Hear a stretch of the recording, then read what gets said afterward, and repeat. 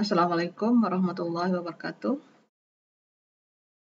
Teman-teman, hari ini kita akan belajar tentang falsafah kefarmasian.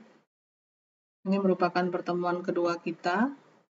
Setelah sebelumnya minggu lalu saya menjelaskan tentang kontrak perkuliahan falsafah kefarmasian di teman-teman semester 1. Hari ini tanggal 2 Oktober kita akan melangkah ke pertemuan kedua, yaitu tentang falsafah kefarmasian. Apa saja yang kita pelajari dari mata kuliah falsafah kefarmasian ini? Untuk pertemuan kali ini ada 4 bahasan, yaitu pendahuluan tentang filsafat atau falsafah. Kemudian kita akan mempelajari juga sejarah pengobatan dan kefarmasian. Kemudian setelah itu bagaimana dunia kedokteran dan kefarmasian yang dulu jadi satu itu terjadi pemisahan. Kemudian kita juga akan bahas tentang sejarah pengobatan di Indonesia. Ini dari arti katanya dulu. Apa itu filsafat atau itu falsafah? Kita akan mengulik arti dari filsafat itu sendiri. Jadi ilmu yang kita pelajari itu berasal dari kata filosofi, yang mana berasal dari kata philos, yang berarti kawan, friend, atau bisa juga philein atau cinta, atau sophia atau sophos atau wisdom, yang mana dari arti kata filsafat secara bahasa atau secara etimologisnya itu artinya cinta kebijaksanaan. Itu kalau arti kata filsafat itu sendiri.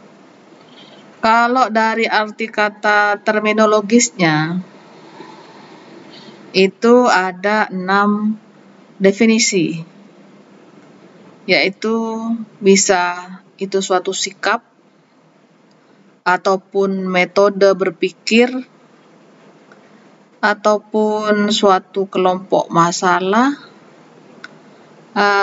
teori-teori, kemudian suatu analisa kritis bahasa dan pengertiannya, kemudian yang paling lengkap sebenarnya arti kata filsafah adalah pemahaman yang komprehensif. Nah, kita ambil saja pengertian yang ke-6, pemahaman yang komprehensif tentang ilmu kefarmasian, atau bagaimana kita memandang ilmu kefarmasian ini secara komprehensif. Itu kita maknai pelajaran yang sekarang kita bahas ini. Jadi falsafah atau filsafat kefarmasian adalah suatu metode berpikir dari kita dan bagaimana kita memahami secara komprehensif ilmu kefarmasian. Itu. Tentang apanya, tentang bagaimananya, mari kita bahas dalam 1 semester ini. Itu arti kata filsafat atau falsafah. Ada ciri-cirinya dari cara berpikir filsafat atau falsafah itu. Kita harus berpikir dalam banyak frame. Di antaranya radikal atau sampai ke akar persoalan. Radikal dalam hal ini bukanlah radikal yang tanda kutip negatif ya teman-teman, tapi bagaimana kita bersikap terhadap suatu akar permasalahan. Dalam hal ini kita meninjau segala hal tentang kefarmasian. Kemudian ciri-ciri yang kedua juga kritis, yaitu tanggap terhadap persoalan yang berkembang. Rasional, dapat dijangkau akal pikiran manusia, bagaimana agar kita berpikir secara rasional. Reflektif, konseptual, koheren atau runtut, konsisten, lurus. Kemudian sistematis, cara berpikirnya yaitu saling berkaitan, urut. Metodis, ada metode tertentu untuk memperoleh kebenaran. Komprehensif, atau kita harus berpikir secara menyeluruh bagaimana memahami suatu masalah, jangan hanya dari satu sisi. Kemudian bebas dan bertanggung jawab, itu ciri-ciri berpikir filsafat atau bagaimana kita nanti mempelajari ilmu ini. Ini hal-hal yang harus kita punyai. Berpikir tentang falsafah kefarmasian, kita juga memerlukan telaah-telaah terhadap bagaimana sejarah kefarmasian atau pengobatan manusia dari zaman ke zaman. Jadi untuk menelaah bagaimana perkembangan pengobatan, teman-teman harus berpikir dengan sifat-sifat yang tadi kita telaah. Kita secara komprehensif harus bisa berpikir seperti itu, sehingga kita bisa tahu inti dari ilmu yang akan kita pelajari nantinya. Pada zaman awal-awal manusia ini ada, dan belum secanggih sekarang, ada banyak cara manusia untuk mempertahankan hidupnya. Jadi kalau di zaman dulu, penyembuhan itu sudah dikenal bahwa yang disembuhkan itu tidak hanya tubuh, tapi juga jiwa. Walaupun ini masih tetap menjadi prinsip pengobatan di zaman ini, bahwa tubuh dan jiwa adalah satu kesatuan hal yang harus diperhatikan dalam pengobatan, dan itu memang sudah ada dan manusia tahu dari sejak zaman dahulu bahwa jika sakit, tubuh dan jiwa yang sakit. Itu. Makanya ada kata-kata dalam jiwa yang sehat terdapat tubuh yang sehat, atau sebaliknya dalam tubuh yang sehat terdapat jiwa yang sehat. Itu memang betul adanya. Dan itulah mengapa pada sejarah pengobatan di zaman dahulu penyembuh, atau kalau sekarang kita sebut dokter maupun apoteker, orang zaman dahulu juga mempunyai istilah-istilah untuk orang-orang pintar yang biasa menyembuhkan penyakit-penyakit mereka, mulai dari saman. Saman itu orang-orang di Korea masih memakai kata saman untuk dukun ya. Farmasis, itu di negara tertentu mereka memanggil farmasis untuk orang yang mengobati seseorang yang sakit. Kemudian ada priest, ini pendeta sekaligus penyembuh, orang pintar dah ceritanya. Healers atau penyembuh, ini istilah dari berbagai belahan dunia. Kemudian chemist atau ahli kimia, ini juga disebut penyembuh pada zaman dulu. Pharmaceutis, ahli obat. Apothecaries, ahli obat juga. Diviners, ahli terawang. Physician, dokter. Druggist atau ahli obat. Chemist atau ahli kimia, sama dengan ini kedobelan nulisnya nih. Ini semua adalah penyembuh. Jadi penyembuh pada zaman itu dia sudah mempunyai prinsip merawat pasien adalah jiwa dan raga. Jadi mereka punya prinsip cura personalis atau merawat pasien secara holistik atau keseluruhan jiwa dan raganya.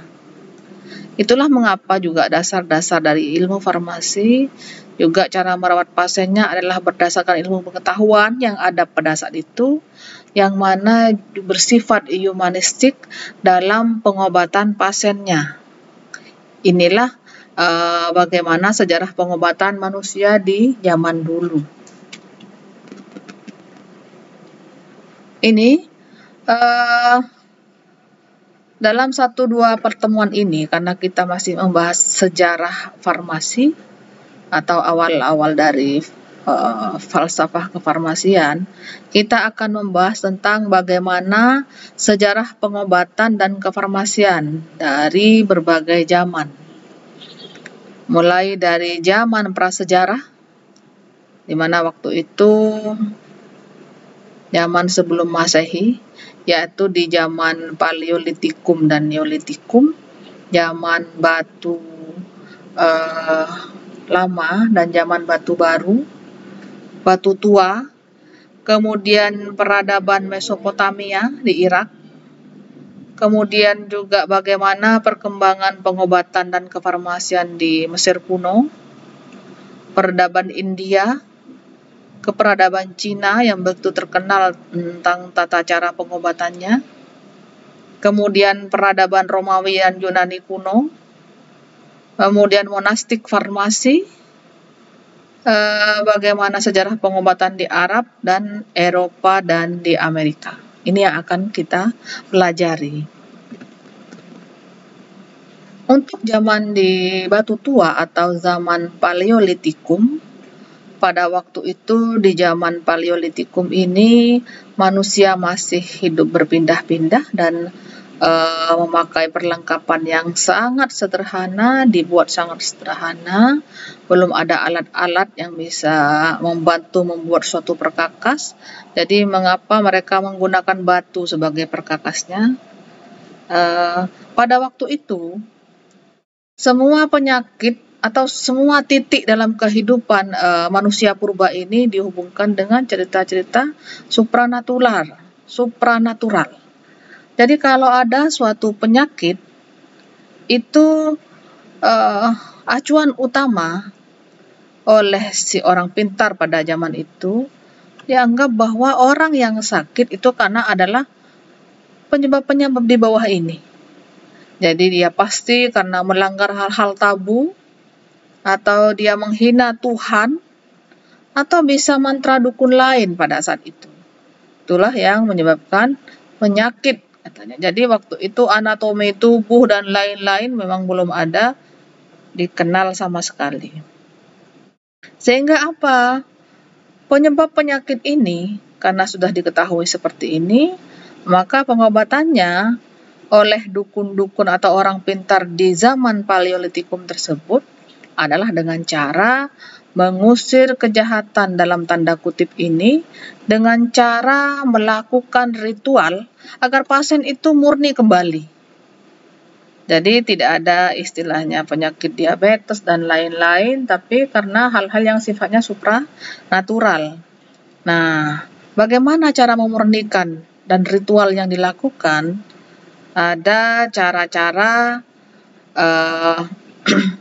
melakukan mantra atau jampi-jampi, kemudian dukun-dukunnya juga melakukan tarian-tarian, ataupun kombinasi dari tarian, nyanyian maupun mantra-mantra. Ini yang secara supranatural dilakukan. Kemudian memang sudah ada juga pengobatan yang sifatnya tindakan secara sederhana dilakukan di samping nyanyian dan mantra tadi, yaitu misalnya ada prosedur pembenahan dasar, kemudian penghisap racun dari luka, kemudian ada juga tumbuhan-tumbuhan yang diberikan untuk dihirup atau ditelan pasien tersebut sudah ada, walaupun masih sangat-sangat sederhana. Itu di zaman batu tua. Seiring waktu, karena pengalaman-pengalaman dari nenek moyangnya maupun dari lingkungan sekitar, mereka mendapatkan tambahan pengetahuan lokal dari faktor coba-coba, kemudian dari insting, dari kecapan rasa maupun dari pengalaman. Mereka mulailah mengenal berburu dan lain-lain, dan mulai mengenal tumbuhan-tumbuhan baru yang bisa digunakan untuk tambahan pengetahuan obat-obatan. Ini perkembangan dari zaman batu tua tadi. Seiring waktu, walaupun mereka hidupnya masih berpindah-pindah. Karena berpindah-pindah inilah mereka mempunyai pengetahuan baru tentang suatu wilayah baru. Jadi di tempat lain dengan di tempat sebelumnya itu ada tumbuhan yang berbeda, ada binatang-binatang yang berbeda yang mempunyai fungsi yang berbeda. Itu. Semakin banyak mereka berpindah dari satu tempat ke tempat lain, semakin mereka sering mencoba-coba dan ada insting-insting serta pengalaman baru yang akhirnya digunakan oleh manusia-manusia di zaman batu tua ini untuk menambah pengalamannya dalam berobat. Kemudian sudah diketahui pula dari temuan-temuan di zaman sekarang bahwa pada zaman itu karena berbagai faktor, orang pintarnya juga sudah mulai melakukan semacam ritual yang sifatnya juga seperti unsur pembedahan. Jadi ini ada tengkorak manusia di zaman batu tua itu yang ditemukan, yang disebut Trepanansit School, di mana dipercaya bahwa tengkorak dari zaman Paleolitikum ini dilubangi dan pasiennya tetap hidup untuk menghilangkan tekanan di tengkorak yang terlalu tinggi. Mungkin karena ada cedera dan lain-lain, dan pasiennya masih selamat. 75%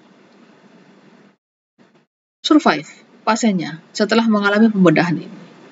Jadi pada waktu itu, di samping pengobatan yang sifatnya ritual-ritual tadi, sudah ada operasi kepala juga dengan tingkat keberhasilan yang tinggi. Ini sudah dilakukan loh di zaman batu tua. Salah satunya tengkorak yang ditemukan dan sekarang disimpan di museum. Itu. Di zaman Paleolitikum ini pula sudah ada alat-alat yang digunakan misalnya untuk membuat obat-obatan, baik itu dari tumbuhan, dari hewan dan lain-lain, yang berasal dari batu dan sekarang menjadi simbol dari pembuatan obat. Jadi kalau teman-teman tahu, lumpang dan mortir atau stemper ini sekarang menjadi lambang dari dunia kefarmasian. Ini di zaman batu tua, batu dan penumbuknya ini sudah dipakai untuk membuat atau berfungsi dalam pengobatan pasien sebagai alat bantu untuk membuat obat. Jadi saman atau dukun zaman dulu, di samping juga alatnya dipakai untuk membuat bahan herbal, juga untuk mengusir setan. Waktu itu dipercaya bahwa benda ini bisa untuk mengusir setan. Setelah zaman batu tua, kita melangkah ke zaman batu baru. Jadi manusia sudah lebih ke peradaban yang lebih baru. Jadi kalau di zaman batu tua manusianya itu hidup di gua dan berpindah-pindah, Di zaman batu baru atau Neolitikum ini, manusia sudah mempunyai tempat tinggal yang tetap. Jadi mereka mempunyai populasi tertentu yang tinggal di suatu wilayah tertentu, membuat tempat tinggal, kemudian kegiatannya adalah beternak dan bertani atau menanam sesuatu di tanahnya. Dan semakin lama di suatu tempat yang sudah ditempati manusia, ada kepadatan baru dalam hal ini, kepadatan populasi manusia. Karena kepadatan populasi manusia, maka kebutuhan terhadap makanan, baik itu tumbuhan maupun hewan, juga meningkat. Itulah mengapa mereka akhirnya punya peliharaan seperti sapi maupun kambing maupun kerbau. Karena mereka belum mempunyai prinsip-prinsip yang higienis, terkadang karena higienitas yang rendah menyebabkan sapi dan kerbau dan manusia juga bercampur aduk menjadi satu. Itulah yang menyebabkan adanya potensi transmisi penyakit antara manusia yang tinggal di lingkungan ini. Jadi karena kondisi lingkungan yang tidak sehat menyebabkan manusianya waktu itu juga akhirnya ada penyakit menular di antara mereka. Itu. Jadi peradaban baru juga menimbulkan masalah baru. Kemudian ternyata di zaman batu baru atau zaman Neolitikum ini juga sudah lebih canggih dari memang zaman batu tua. Dari mana manusia sekarang tahu? Ada penemuan yang berasal dari 5.300 tahun lalu telah ditemukan di pegunungan Alpen, di mana di situ banyak salju pada tahun 1991. Manusia yang ditemukan ini membeku, dinamakan Otzi. Otzi ini ditemukan menjadi fosil dan dipelajari oleh manusia di zaman kita sekarang. Apa yang ada di tubuh si Otzi ini pada waktu meninggal? Ternyata si Otzi ini, kita namakan manusia Otzi, membawa jamur kering di kantungnya.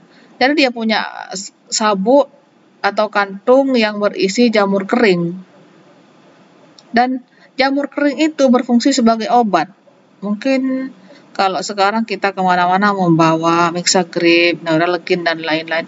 Dia membawa obat jika sewaktu-waktu ada infeksi. Dia membawa jamur yang berfungsi untuk antibiotik, teman-teman. Itu. Kemudian ternyata si Otzi ini ditemukan juga sudah ada tato. Jadi kalau zaman sekarang ada akupunktur, kalau si Otzi ini sudah ada tatonya, ada titik-titik akupunktur. Artinya mungkin dia sudah pernah mengalami pengobatan dan lain-lain dengan menusuk titik-titik tertentu. Gitu. Jadi orang Neolitikum itu sudah ada prinsip-prinsip pengobatan yang lebih canggih. Dia juga sudah, seperti dijelaskan sebelumnya, sudah mempunyai obat-obatan berupa jamur untuk antibiotiknya. Itu pengobatan di zaman Neolitikum. Sekarang kita melangkah ke zaman Mesopotamia. Mesopotamia itu di Irak. Di Irak ada istilah fertile crescent atau bulan sabit yang subur. Jadi Irak di zaman dulu itu terletak di daerah yang subur di tepi sungai Tigris. Ini. Kemudian penyembuh itu dulu antara dokter, antara apoteker, antara pendeta itu menjadi satu. Jadi satu orang itu berfungsi sebagai pendeta atau tokoh agama, berfungsi juga sebagai farmasis, dan juga berfungsi sebagai dokter dalam satu orang. Itu teman-teman.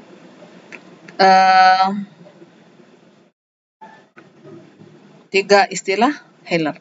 Ada juga yang healer itu adalah istilah-istilah healer, ada yang mengkhususkan diri pada masing-masing bidang. Ada 3 bidang dalam hal ini. 1 sebagai baru, 1 sebagai asipu, 1 sebagai asu.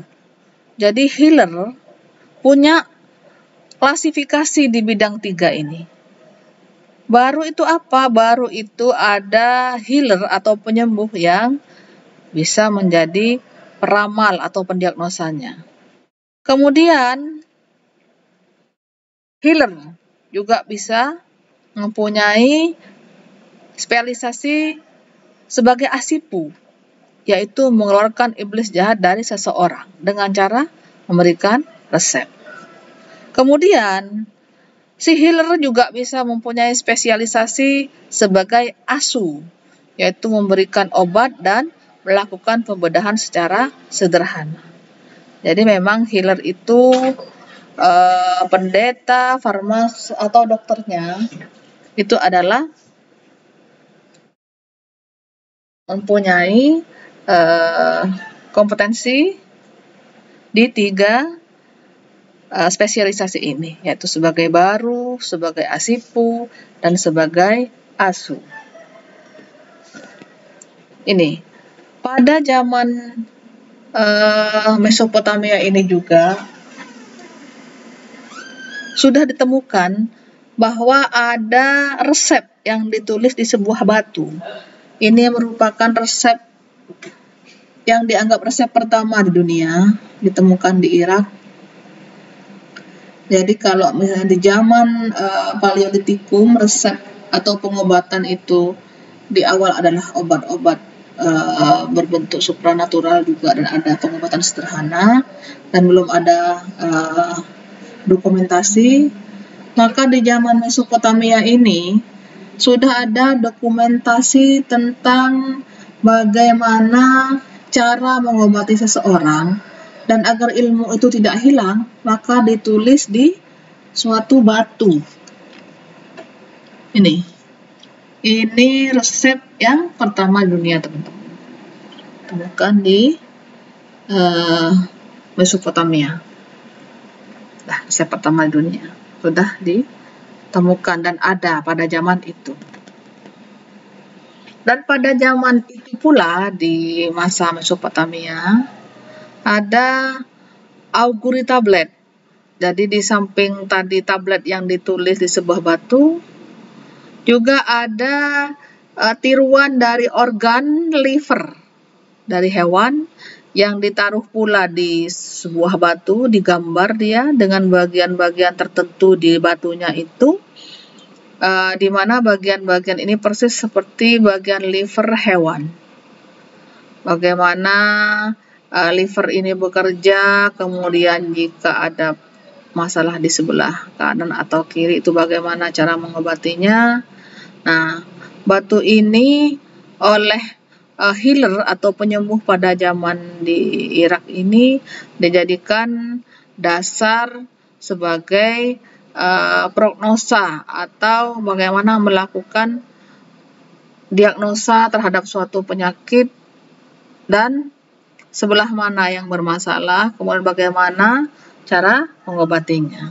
Ini tadi ada auguri tablet untuk sebagai pembanding jika seseorang sakit. Jadi sudah mulai ada dokumentasi walaupun medianya terbatas, ditulis di sebuah batu. Kemudian di zaman ini juga seorang raja yaitu Hammurabi membuat hukum yang bernama Hammurabi's Code of Law, hukum Hammurabi, bagaimana pengobatan itu harus dilakukan di negara Irak ini. Jadi mungkin karena banyaknya kasus atau standar prosedur yang tidak baku, akhirnya si raja ini membuat prosedur bagaimanakah dokter-dokter pada zaman itu atau pendeta ataupun healer, bagaimana caranya mengobati penyakit-penyakit tertentu, misalnya patah tulang, luka, abses, dan lain-lain, termasuk jika ada kegagalan yang terjadi jika penanganan pasien ini gagal. Apa yang harus dilakukan oleh kerajaan untuk menghukum healernya? Tuh. Jadi negara waktu itu sudah melakukan pengaturan. Pada zaman Hammurabi ini pula, masyarakat waktu sudah mengenal berbagai bentuk sediaan obat walaupun sangat sederhana. Mereka juga sudah mulai mengenal kosmetik, misalnya untuk membuat bedak dalam arti ini agar mukanya itu bisa lebih mempunyai warna dibanding warna asli kulit. Kemudian bagaimana mereka membuat warna merah di pipi dan bibir, itu mereka mengambil warna-warna dari alam yang tersedia. Jadi mereka sudah lebih eksplorasi lagi dengan memanfaatkan dan memaksimalkan bahan alam. Itu terjadi di zaman Mesopotamia. Kemudian pada zaman Mesir kuno ini penyembuh waktu itu yang dikenal di dunia pengobatan, ada orang bernama Imhotep. Imhotep ini dipatungkan ya, sebuah patung. Ini ada di museum. Statue of Imhotep, hidup pada 2600 sebelum Masehi. Jadi Imhotep ini arti harfiah bahasanya dia yang datang dalam damai. Dia seorang menteri, sekaligus dokter, sekaligus pematung, sekaligus pekerja seni, pendeta, dan arsitek Fir'aun yang membangun piramida. Dan ada resep yang bernama Papyrus Ebers, itu yang terkenal. Diasumsikan Imhotep inilah yang membuatnya. Jadi dia ahli segala-galanya si Imhotep ini di zaman Mesir kuno. Ini peletak dasar pengobatan Mesir. Bapak Mesir.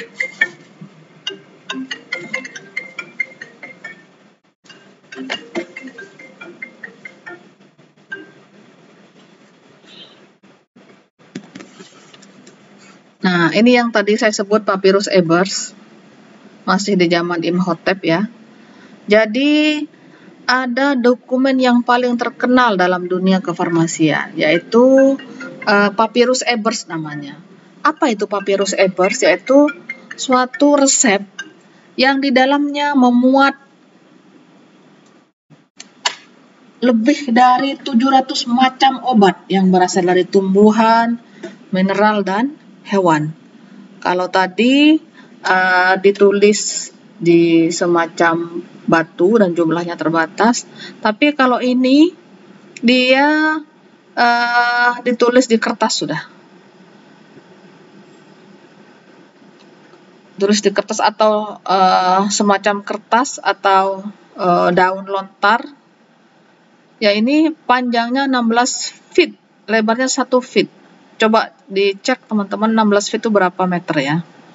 Yang jelas di dalamnya ada 700 bahan yang digunakan untuk pengobatan pada zaman itu. Ada 800 resep obat. Jadi ini hanya satu lembar kutipannya saja, dia panjang ke bawah itu. Ini hieroglif atau tulisan Mesir kuno. Dan ada obat-obatan yang masih dipakai sampai saat ini. Wajar. Kenapa? Karena memang bahan obat itu berasal dari tumbuh-tumbuhan yang masih ada dari zaman dulu sampai sekarang. Pada zaman itu, pelarut yang dipakai adalah bir, anggur, dan juga susu. Tercantum di dalam Papyrus Ebers ini. Jadi, waktu itu sumber dari segala sumber obat pada zaman Mesir kuno ya papirus ini. Dan tadi saya sampaikan bahwa insya Allah di Tengarai si Imhotep lah yang membuat papirus ini. Itu ya di zaman Mesir. Sekarang di zaman peradaban India. Di zaman peradaban India, kita kenal bahwa India mempunyai kitab bernama Veda atau Weda, di mana di India penganut Hindu memang sudah ada sejak dulu. Jadi Veda itu ada 4 selama ini, yaitu Rig Veda, Yajur Veda, Sama Veda, Atharva Veda. Ternyata ada Veda yang kelima, yaitu Ajur Veda, di mana Veda yang kelima itu diketahui adalah suatu ilmu untuk orang-orang yang ingin berumur panjang. Apa saja isinya si Ayurveda ini? Ini mungkin istilahnya untuk pengobatan ya. Ada 2 yang ada di dalam Veda yang kelima, yaitu Caraka Samhita dan Susruta Samhita. Jadi ada spesialisasi sendiri di dalam Veda yang kelima, sudah dibedakan. Kalau Caraka Samhita adalah berhubungan dengan dunia pengobatan dan farmasi. Jadi memang dari dulu ingin ada spesialisasi. Cuma belum seperti sekarang yang sangat udah jelas. Kalau zaman dulu orang-orangnya masih sama. Tetapi ada spesialisasi ya. Caraka Samhita berhubungan dengan pengobatan dan farmasi.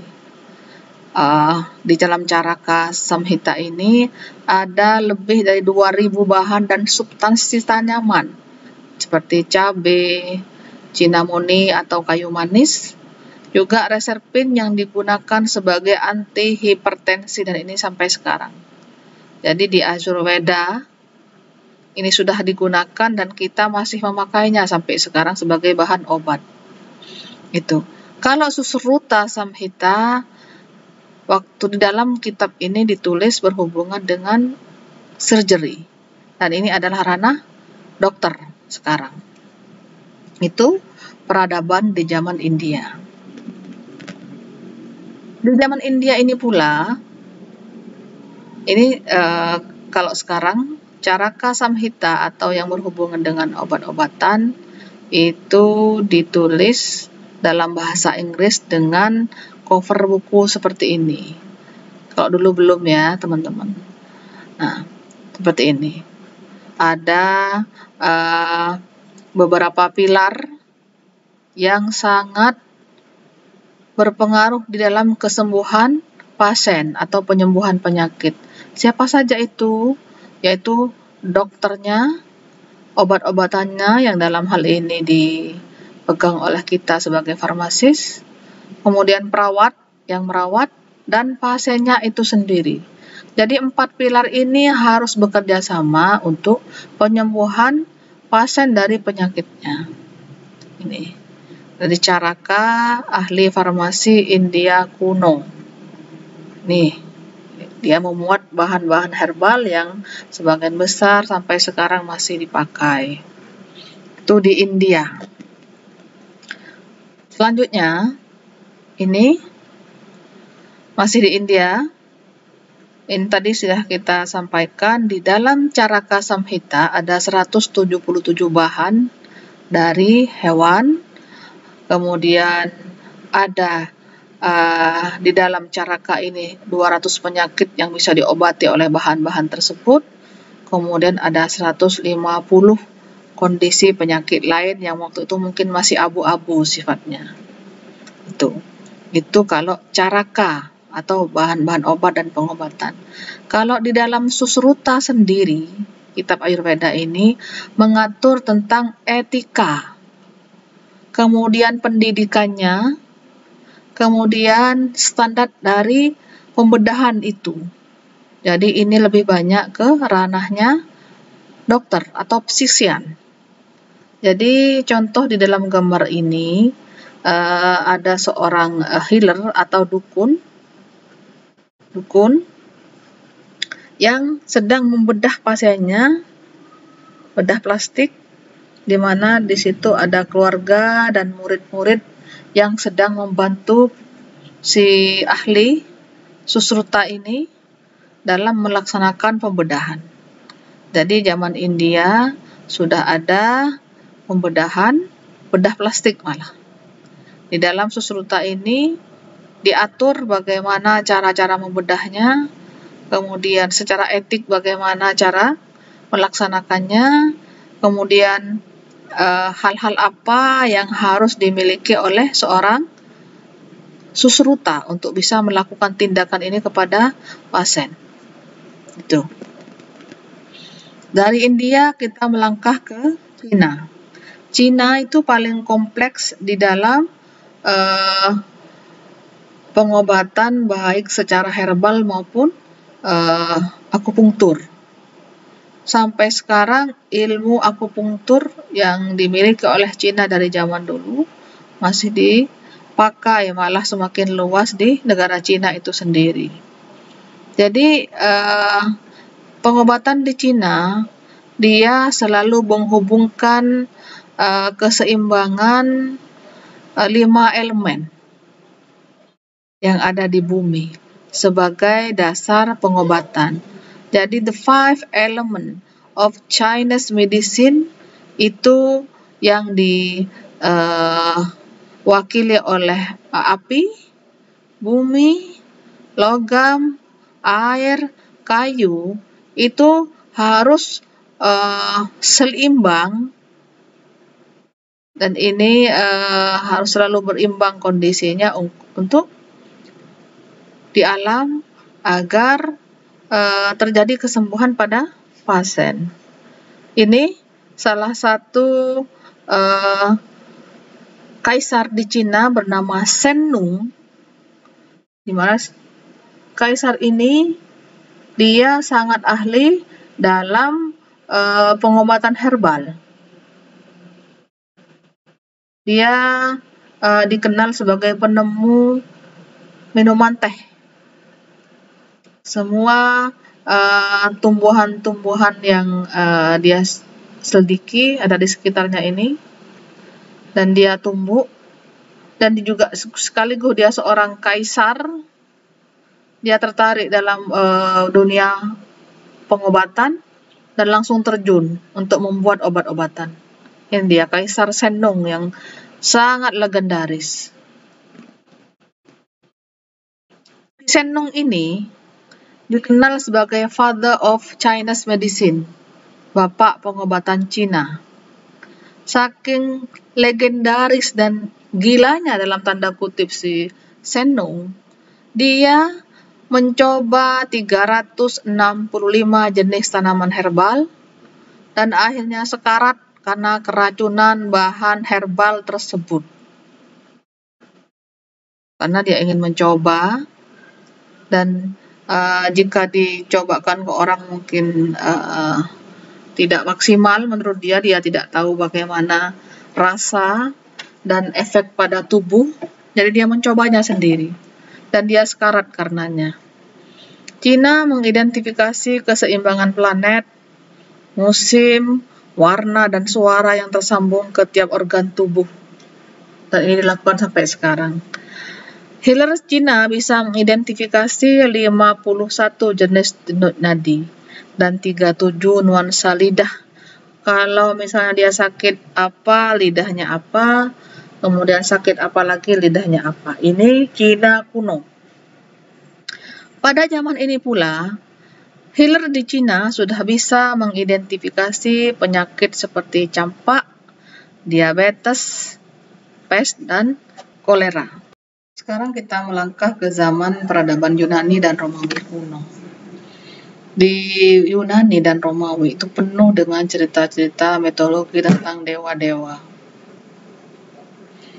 Yang paling terkenal dalam dunia pengobatan yaitu Dewa Apollo, yang mana dia selalu tampilkan dengan simbol panahnya, yang mana di percaya bahwa Apollo ini dapat menyebabkan penyakit pada manusia dengan cara menembakkan panah beracunnya ke tubuh mereka. Ini Apollo.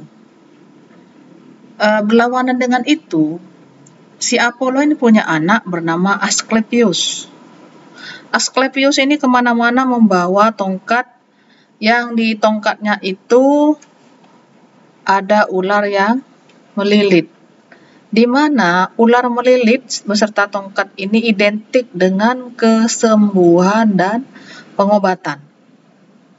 Kalau si bapak dia identik dengan panah beracun, kalau alias penyakit, kalau putranya si Asklepios dia identik dengan kesembuhan. Dan lambang tongkat dengan ular ini identik dengan dunia kedokteran sekarang. Ini keterangan lengkap tentang Asklepios. Asklepios adalah seorang putra Apollo. Dia dijuluki the most significant healer. Ini mitos di zaman Yunani loh ya, mitos. Jadi ini tongkat yang dibawa oleh Asklepios kemana-mana. Asklepios ini dilambangkan dengan seorang yang membawa tongkat. Tongkatnya bernama Asklepian. Seperti yang saya katakan tadi, simbol pengobatan dan kedokteran adalah tongkat si Asklepios. Dalam perkembangannya, Asklepios ini mempunyai dua orang anak. Satunya bernama Hygieia, satunya bernama Panacea.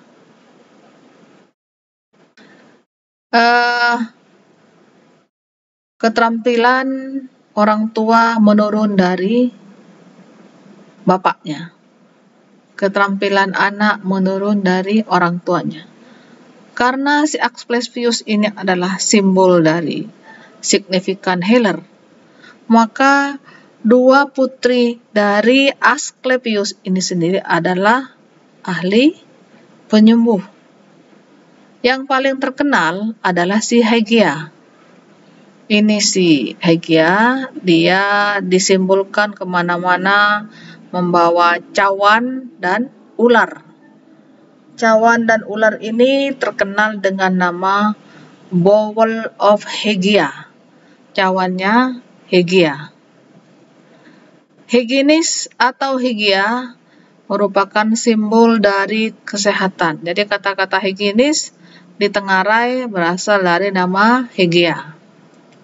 Sedangkan si Panacea adalah simbol medisin atau kesehatan secara universal.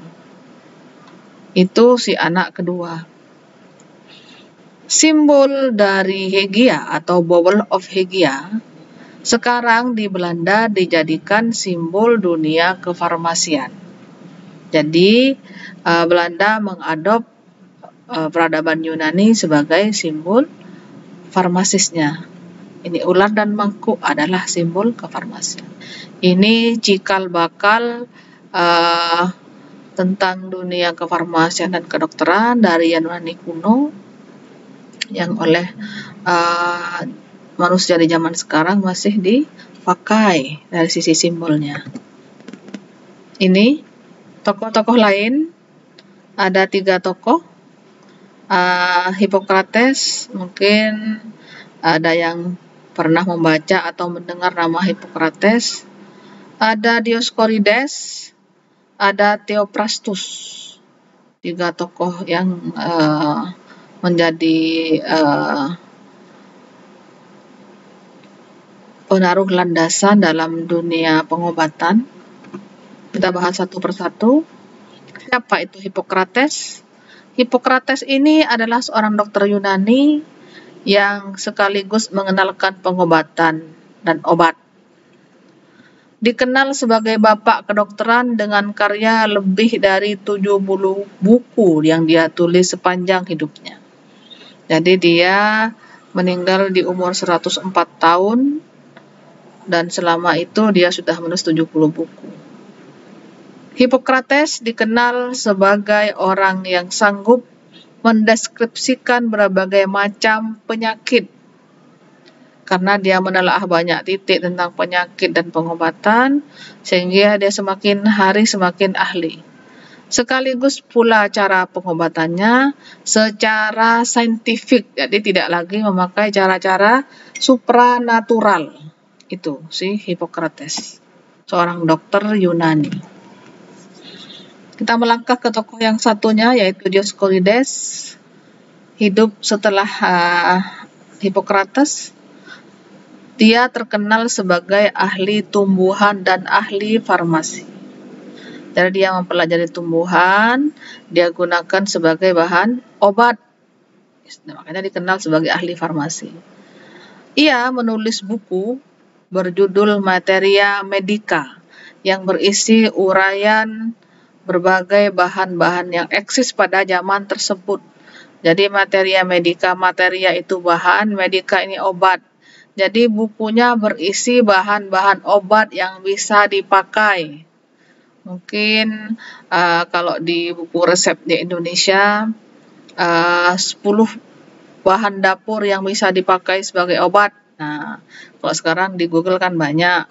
Kalau zaman dulu si Dioscorides ini sudah mengumpulkannya dalam sebuah buku dan bisa ditiru oleh orang lain pada zaman itu.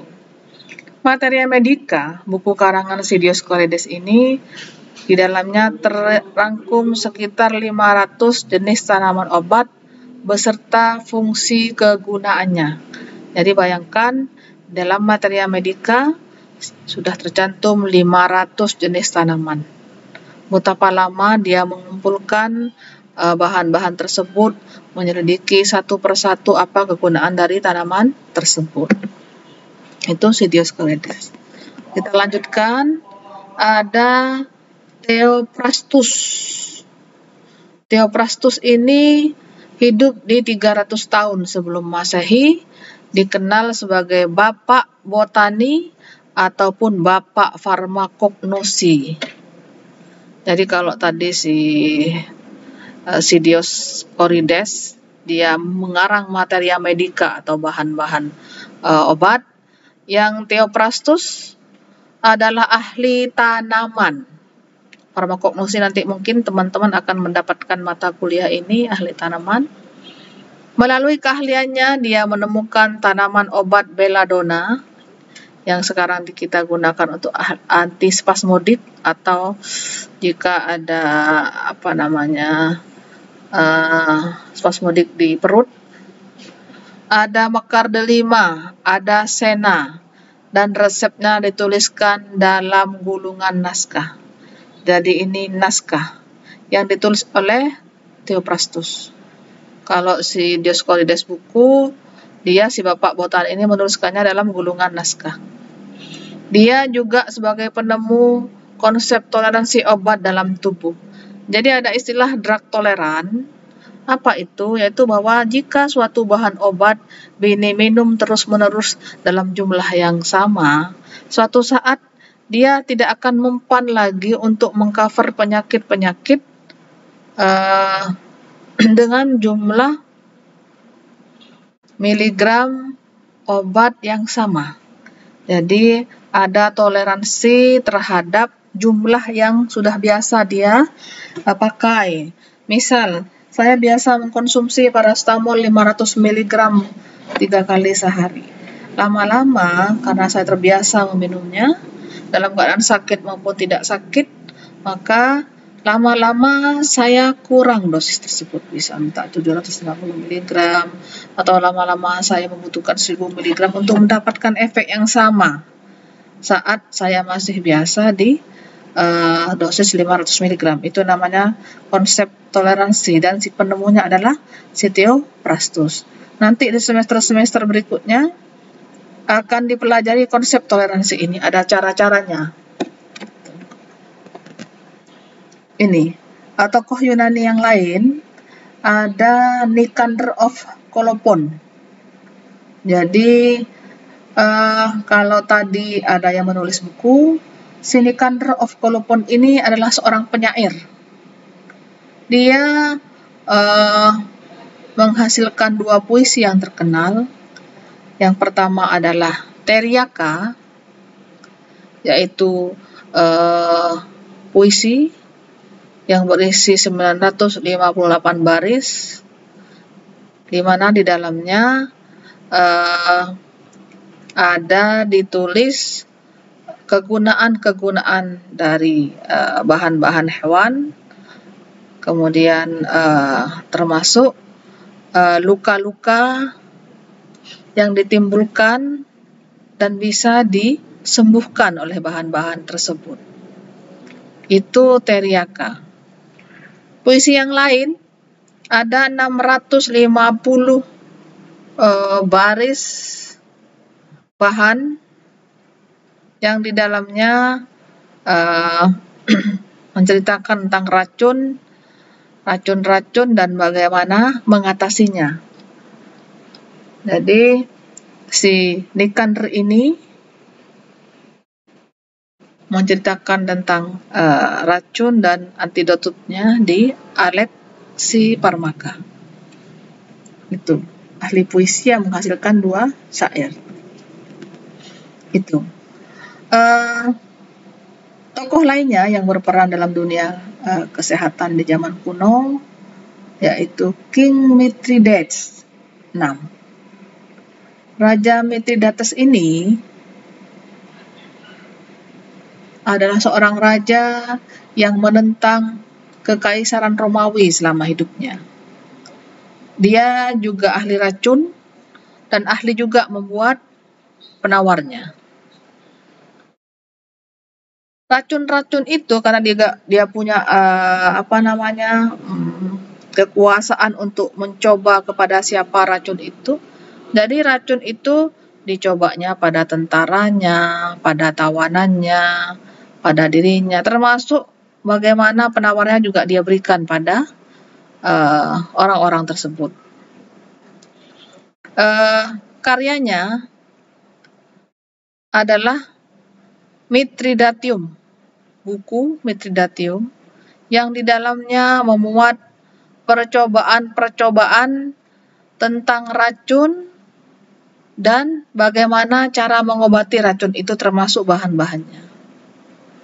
Karena saking senangnya dia main dengan racun termasuk cara pengobatannya, si King Mithridates ini dijuluki The Father of Toxicology atau Bapak Toksikologi. Jadi hasil karyanya bernama Mithridatium yang di dalamnya bersih kumpulan racun-racun termasuk antidotum atau cara mengatasinya. Itu sih King Mithridates.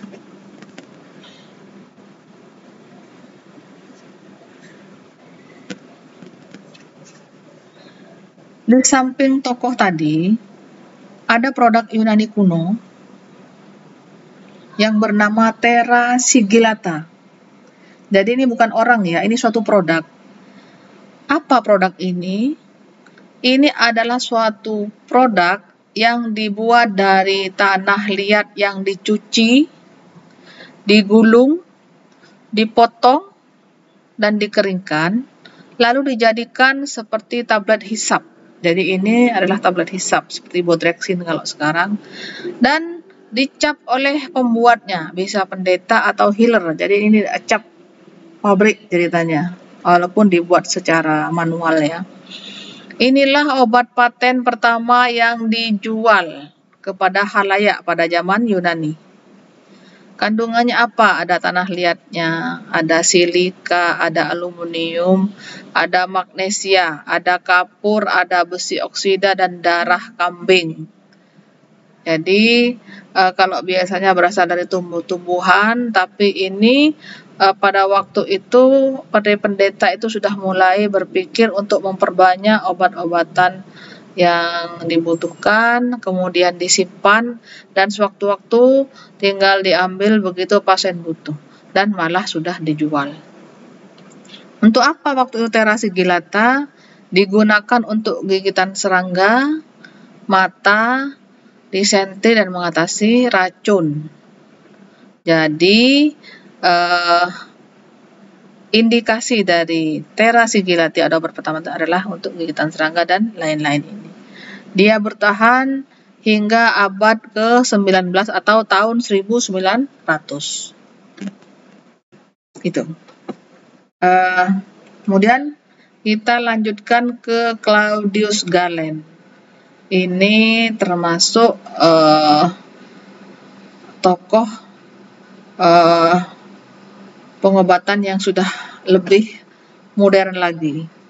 Si Galen ini adalah seorang dokter sekaligus ahli farmasi pada zaman Yunani, pada zaman Romawi, dan juga dokter kaisar dan dokternya gladiator. Karya terkenal oleh si Claudius Galen yaitu Farmasi Galenica yang berisi tentang formula dari herbal dan ilmu kedokteran. Jadi memang rata-rata ahli-ahli farmasi maupun kedokteran di zaman dulu membuat formula atau resep bagaimana agar obat yang mereka gunakan untuk pasien bisa digunakan untuk pasien-pasien lainnya. Maka ditulislah formula atau resepnya itu, sehingga bisa ditiru suatu saat.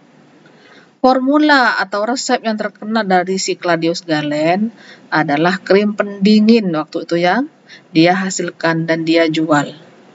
Si Galen menghasilkan 500 buku kedokteran dan 250 buku hukum, filsafat, dan tata bahasa. Jadi orang-orang yang ahli di zaman dulu memang dia menguasai banyak keterampilan. Dia dokter sekaligus ahli hukum, sekaligus ahli filsafat, dan juga ahli bahasa. Jadi serba bisa. Galen merupakan peramu obat pertama atau perintis ilmu farmasi. Jadi bapak dari peramu obat pertama adalah si Claudius Galen ini. Demikian kuliah saya hari ini, teman-teman, dalam pengantar falsafah kefarmasian di pertemuan kedua. Selanjutnya minggu depan kita akan belajar lagi terkait lanjutan dari sejarah pengobatan dunia, baik itu di Arab, Eropa, Asia, dan nanti di Indonesia. Demikian video saya kali ini, semoga bermanfaat. Kalau misalnya ada yang perlu didiskusikan, bisa dikirim di e-learning atau di Google Classroom ataupun WA kepada saya, akan kita bahas. Demikian, terima kasih. Assalamualaikum warahmatullahi wabarakatuh.